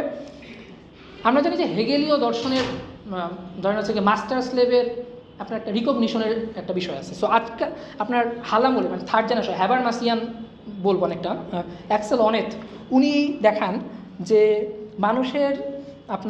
মানুষের যে সামাজিক সংগ্রাম, এর মধ্যে একটা আত্মপ্রতিষ্ঠার সংগ্রাম। এই যে আত্মপ্রতিষ্ঠার সংগ্রাম, এই আত্মপ্রতিষ্ঠার সংগ্রামের সাথে তার পরিচয়কে স্বীকৃতির বিষয় আছে। এবং এটা শুধু লিবারেলিজমের ওই যে আপনার মানে অল আর ইকুয়াল, প্রত্যেকের রাইটস আছে, প্রত্যেকের সিটিজেন, এই টাইপের না। মানে তা এইখানে আপনার রিকগনিশনের জায়গাটা হচ্ছে কেমন হবে যে যেখানে মানুষের আপনার কি বলে আত্মমর্যাদা এবং আত্মপরিচয় পারস্পরিক স্বীকৃতির মিউচুয়াল রিকগনিশনের ভিতর দিয়ে ফাংশন করবে। সো ইয়াকুব আলী চৌধুরী 19 সেঞ্চুরিতে যে জ্ঞানকাণ্ড তৈরি হয়েছে সেটা সাপেক্ষে যে মুসলিমরা মানে এলিয়েনেটেড এবং তারা যখন নিজেদের ইন্টারেস্টকে ধরতেছে এবং এইটার পরে তাদেরকে কথা শোনাচ্ছে, এইটাকে সে যে অ্যাড্রেস করতে পারতেছেন, যে রিকগনিশন করতে পারতেছে না আমাদেরকে, আমাদের জায়গাটা অ্যাড্রেস করতে পারে, আমাদের সংকটটা বোঝার চেষ্টা করতেছে না আমাদের হিন্দু ভাইরা, এবং না বোঝার ফলে যেটা হইতেছে তারা বরঞ্চ আমাদেরকে আরও মানে ভিকটিম ব্লেম করতেছে আর কি। তো এই যে স্বীকৃতির জায়গাটা স্যার, এবং আরেকটা ইন্টারেস্টিং পয়েন্ট পনেত বলবেন যে সমাজের ন্যায় ধারণার সঙ্গে স্বীকৃতির ধারণার সম্পর্ক আছে। আপনি যদি জাস্টিস করতে চান সোসাইটিতে, ন্যায় বিচার প্রতিষ্ঠা করতে চান, সো এখানে স্বীকৃতির জায়গাটা আছে। আমরা এই যে এখানে আত্মপরিচয়ের আলাপ আছে, বাট আমি এখানে আলাপটা ঢুকবো না, সেটা হচ্ছে আপনার আত্মপরিচয়ের যে রাজনৈতিক জায়গা, এটা তো একটা বর্তমান সময়ে আপনার রাইটিং পলিটিক্সের সাপেক্ষে একটা মানে ভায়োলেন্ট রূপ আছে, সে ইউরোপে সাউথ এশিয়াতে এটা আছে, কিন্তু এর বাইরেও মানে আত্মপরিচয়টা আমাদেরকে একটু সিস্টেমেটিকলি সেটা হেগেলিয়ান প্যারাডাইম থেকে হোক বা হেগেলিয়ান প্যারাডাইমের বাইরে বিয়ন্ড হেগেলিয়ান প্যারাডাইম থেকে হোক আমাদের বোঝা উচিত আর কি। তো আমি যেটা বলছিলাম যে ত্যাগের রাজনীতির হচ্ছে গিয়া এই সেন্ট্রাল মানে একটা উইপেন হয়ে ওঠে অ্যান্টি কলোনিয়াল ন্যাশনালিস্ট থট হিস্টোগ্রাফির ভিতরে, এবং সেটার সাপেক্ষে পলিটিক্স হাজির হয়, যেটা আপনারা বর্তমান ভারতীয় রাজনীতির ক্ষেত্রে দেখবেন যে কতটুকু মুসলমান, এটা একটা বিলঙ্গিংয়ের কোশ্চেন, তা একটা লয়ালিটির কোশ্চেন, কী হচ্ছে তুমি কতটুকু ত্যাগ করেছো, ঠিক আছে, ত্যাগের কোশ্চেন, ঠিক আছে, এবং স্বার্থের বিষয়টা সবসময় ভাবো, একটা ভিকটিম ব্লেম। তো এইটা আমি আলোচনা শেষ করতেছি 1 মিনিটের ভিতরে। সেটা হচ্ছে শারজিল ইমাম সিএএনআরসি বিরোধী আন্দোলনের গুরুত্বপূর্ণ ব্যক্তি, একজন বিপ্লবী বুদ্ধিজীবী এবং অ্যাক্টিভিস্ট। উনি আপনার সিএএনআরসি বিরোধী আন্দোলন যখন হইতেছিল, ইন্ডিয়ান মানে সিটিজেন অ্যামেন্ডমেন্ট অ্যাক্ট, যেটার একটা অন্য একটা রূপায় আমরা এসআইআর দেখতেছি ইন্ডিয়ান পলিটিক্সে, যেটার ভিতরে হয়ে গেল রাজনীতি, আপনি ইলেকশন অবধি হয়ে গেল ইন্ডিয়াতে। তো সেইখানে উনি বলতেছেন ওই আন্দোলনটা শেষ হওয়ার পরে আর কি আলিগড় ইউনিভার্সিটিতে উনি একটা বক্তৃতা দেন। সেই বক্তৃতার পরে ওনাকে ধরে নিয়েছে, উনি এখনও জেলেই আছেন, I think Tihar jail, Delhi. তো উনি বলতেছেন যে এখনও আমাদের ইতিহাস লেখা হয় নাই, এখনও মানে ভারতীয় মুসলমান ইতিহাস লেখা হয় নাই, আমাদের ইতিহাস লিখতে হবে, আমাদের ইতিহাস লিখতে 50 বছর আরও লাগবে। এটাও তখন হবে যখন আমাদের উপলব্ধি হবে যে আমাদের ইতিহাস লিখতে হবে, যদি আমাদের এই হুঁশ না হয় তাহলে কখনোই এ লেখা হবে না। 500 বছর পর হয়তো সেটাই সহি মানা হবে যা গান্ধীর চেলারা লিখেছে। উনি গান্ধীকে অ্যাটাক করতেছেন। নর্মালি তো আমরা আমাদের মানে আলাপের ক্ষেত্রে অ্যাটাক করতে দেখে হচ্ছে গিয়া হিন্দুত্ববাদ, সাভারকার, মানে মানে একটা আদার ক্যাটাগরি, এটা সাথে, বাট উনি অ্যাটাক করতেছেন, ইনক্লুড করছে ওনাদেরকে, ভারতীয় মুসলিমদেরকে স্পেস দিচ্ছে না গান্ধী, তাদেরকে সে অ্যাটাক করতেছে। এবং আমরা দেখলাম যে 19 সেঞ্চুরির যে আপনার ইনক্লুশনের যে মানে একটা তো আদার করছে, এরপর যে ইনক্লুশন হইতেছে 20 সেঞ্চুরিতে খিলাফত আন্দোলনে, সেইটার রূপায়ণটা ঘটতেছে কীভাবে বর্তমান পলিটিক্সের সাপেক্ষে, সেটা হচ্ছে আপনার ইন্ডিয়ান স্টেটের যে মুসলিমদের নিয়ে যে ক্রাইসিস, এবং এটা হচ্ছে যেমন পার্থ চ্যাটার্জি বলছে 19 সেঞ্চুরিতে হিন্দু জাতীয়তা, এটাই আসলে ইন্ডিয়ান ন্যাশনালিজম আকারে হিন্দু মানে ইন্ডিয়ান জাতীয়তা আকারে, এবং সেটা ইন্ডিয়ান স্টেটের ভিতরে প্রগতিতে আছে। এটা হচ্ছে একটা মানে জায়গা। তো 19 সেঞ্চুরিতে গোরক্ষা মুভমেন্টগুলো কংগ্রেস করছে, সেইটারই তো কন্টিনিউশন বিজেপি করতেছে। এটা হচ্ছে শারজিলের দাবি। তাহলে আজকে যখন আখলাককে মারতেছে, তখন বিজেপির আলাপটা, বিজেপির ভয় আমাকে দেখাইতেছে আমার লিবারেল সেকুলার লেফট বন্ধুরা, আমি সিএনআরসি বিরুদ্ধে আন্দোলন, শারজিলের কথা, আমি সিএনআরসি বিরুদ্ধে আন্দোলন করতেছি, সে আমার মুসলিমদের হাজির হচ্ছে, এটাকে ঢেকে ফেলতে বলতেছে, এটা মানে এটা অবস্কিউর করে দিতে বলতেছে। এই যে করা হইতেছে, এইটা হচ্ছে গিয়া ওই যে বর্তমান যে হিন্দু ন্যাশনালিস্ট প্রজেক্ট, এই হিন্দু ন্যাশনালিস্ট প্রজেক্টেরই একটা জ্ঞানকাণ্ডীয় পাটাতন, যেটাকে আমরা ইরফান আহমেদের শব্দে বলবো একটা হিন্দু ওরিয়েন্টালিজম। তো এইটার পরে সেটা হচ্ছে কি আমরা দেখবো যে ইন্ডিয়ান কনস্টিটিউশন মেকিং যখন হচ্ছে, তখন আপনার হচ্ছে গিয়া সেকুলার একটা কনস্টিটিউশন হবে, সাম্য মানবিক মর্যাদার একটা কনস্টিটিউশন, সাম্য মানবিক মর্যাদার কনস্টিটিউশন হইতেছে ইন্ডিয়াতে, ফাইন, কিন্তু লোকাল পর্যায় থেকে এবং আপনার কনস্টিটিউয়েন্ট অ্যাসেম্বলির ভিতর থেকে নানান ধরনের ডিবেট হইতেছে যে গরুর বিষয়ে মানে আইন করতে হবে, গরু কোরবানি দেওয়া যাবে না, বন্ধ করতে হবে, বা আপনার হচ্ছে ওটা কি বুচার পেশাটাকে উঠাই ফেলতে হবে, এরকম একটা ইয়ে চলতেছে। বুচার মানে কেউ মানে কসাই হইতে পারবে না, কসাই হওয়ার যে জায়গাটা সে নিতে পারবে না আর কি। তো এই যে ইন্ডিয়ান স্টেটের ইডিওলজিক্যাল স্টেট অ্যাপারেটাস, এইটা হচ্ছে গিয়া এভরি লাইফে ফাংশন করতেছে ইন্ডিয়ান মুসলিম। এই জন্য শারজিল বলতেছে মৌলানা আবুল কালাম আজাদ তিনি শুধু রেফারেন্স হয়ে থাকেন আমাদের বন্ধুত্বের পলিটিক্স অফ ফ্রেন্ডশিপের এবং অ্যান্টি কলোনিয়াল ন্যাশনালিস্ট পলিটিক্সের শুধু আপনার একটা রেফারেন্স। তোমরা কেন আজাদের মতো হও না, মৌলানা আজাদ তো ওরকম ছিল। সো এইটা যে একটা মূর্তি দাঁড় করে দিচ্ছে আমাদের সামনে, এবং এটা স্টেট অ্যাপারেটাসের সাথে কানেক্টেড, ওকে, এবং এটা মানে ইডিওলজিক্যাল জায়গা আছে। তো এইটারকে হচ্ছে কি উনি বলছেন যে আজাদরা যে কাজটা করে গেছে তাদের সাপেক্ষে তাদের চিন্তার হইতে পারে, তাদের সেটা আলাপ করতে পারে, যেমন আলাপ এখন করতেছি সেটার থাকতে পারে, নানা অ্যাপ্লিকেশন থাকতে পারে, কিন্তু সেটা আমাদের জন্য এখন সকালের বিষ হয়ে গেছে, যে বিষ আমরা প্রত্যেকদিন সকালে পান করি ইন্ডিয়ান স্টেটে। তো আমি যেটা বলতেছিলাম যে ওই কনস্টিটিউশন মেকিংয়ের ক্ষেত্রে যেটা হয়েছিল মানে লোয়ার মানে পাবলিক স্পিয়ার থেকে কনস্টিটিউশন অ্যাসেম্বলির অনেক সদস্য তারা বলছিল যে গো আইনে যেটা এটা করতে হবে। তো কিন্তু সেন্ট্রাল কনস্টিটিউশনের নাই, কিন্তু বিভিন্ন মানে আপনার প্রভিন্সিয়াল কনস্টিটিউশনের রুট আছে, যেমন আপনার উত্তরাখণ্ডে আছে, গুজরাটে, নানান জায়গাতে আছে আর কি। সো আমি মূলত এখানে উত্তরাখণ্ডের একটা জাস্ট আলাপ করবো, সেটা হচ্ছে আপনার হচ্ছে রাধিকা গোবিন্দ জান নামে একজন আপনার অ্যান্থ্রোপোলজিস্ট আছেন। তো উনি মূলত আপনার উত্তরাখণ্ডের কাজ করছেন। সো উনি আসলে দেখাইছেন যে কীভাবে মানে গোরক্ষা মুভমেন্ট, এই যে এটা মানে মানে আপনি কী বলে হিন্দু ন্যাশনালিস্ট পলিটিক্স আপনার এক ধরনের একটা মেটাফোর অ্যাড করে, গো মাতা, ঠিক আছে, মায়ের সাথে একদম একটা বিমূর্ত মাতা আকারে হাজির করে, এবং এটার সাপেক্ষে ইন্ডিয়ান স্টেটের ভিতরে যে মুসলিমরা, এটা আপনার হচ্ছে কি কী বলে প্রফেসর অ্যাডক উনি দেখাবেন একজন একটা বায়োপলিটিক্যাল একটা রূপ নিছে আর কি। বর্তমান সময় গুরু সাপেক্ষে এটা একটা বায়োপলিটিক্যাল রূপ নিছে। আরেকটা ইন্টারেস্টিং পয়েন্ট যেটা আমি শেষ করতেছি সেটা হচ্ছে এই যে আলাপগুলো হইতেছে লিবারাল সেকুলার ফর্ম থেকে ভারতীয় মুসলিমদেরকে বলা হয় 3-4টা পার্সপেক্টিভ হচ্ছে আপনার post humanist discourse, critical animal studies এবং ফেমিনিজম। এই 3টে জায়গা থেকে ভারতীয় মুসলমানদেরকে হিন্দুত্ববাদীদের পাশাপাশি বলা হয় যে গরু সংক্রান্ত বিষয় তোমরা, যেমন ক্রিটিক্যাল অ্যানিম্যাল স্টাডিজ তারা কী করবে, পোস্ট হিউম্যানিস্ট মানুষের জায়গাটাকে ওভারকাম করে একটা নতুন এই যে জ্ঞান ক্ষমতার যে একটা নেক্সাস, এই নেক্সাসটা আপনার হচ্ছে গিয়ে তৈরি হইতেছে হিন্দুত্ববাদের যে গরুর রাজনীতি, এটা একটা পাঠাতন আকার, ঠিক আছে। বর্তমান সময়ে বাংলাদেশে যে জিনিসটা হয়েছে সেটা হচ্ছে বাংলাদেশে গরু কোরবানি যত আলাপ করতে যাই না কেন সে 2টা ভাগে ভাগ হয়। একটা হচ্ছে গিয়ে সাম্প্রদায়িকতা অথবা হচ্ছে গিয়ে ইসলামো ফ্যাসিবাদী এক্সেট্রা এক্সেট্রা, এটা হচ্ছে কি আপনার উদারনৈতিক এবং মার্ক্সিয়ান ট্রেডিশনের মানে স্কুল থেকে বলা হয় বেশি। উল্টা দিকটা তার একটা ইন্টারেস্টিং কাহিনী আছে, সেটা হচ্ছে গিয়া গরু খাওয়া আন্দোলনের নাম করে যেখানে সেখানে গরু ফেলে দাও একটা করে, গরু খাওয়া আন্দোলনের নাম করে সাংস্কৃতিক যুদ্ধ, কালচারাল ওয়ার বা কালচারাল পলিটিক্স হাজির করে একজন একটা মুসলিম ন্যাশনালিস্ট বা আপনার আমি এটাকে বলি হচ্ছে গ্রামশিয়ান রাইট অথবা গ্রামশিয়ান ফার রাইট, মানে তারা আপনার হচ্ছে গ্রামশিকে ইউজ করে অ্যাজ আ কালচারাল হেজিমনি ভাঙার জন্য, ওকে, বা কাউন্টার কালচার তৈরি করার জন্য গ্রামশিকে ইউজ করতে, সেটাকে স্কলাররা বলেন গ্রামশিয়ান রাইট।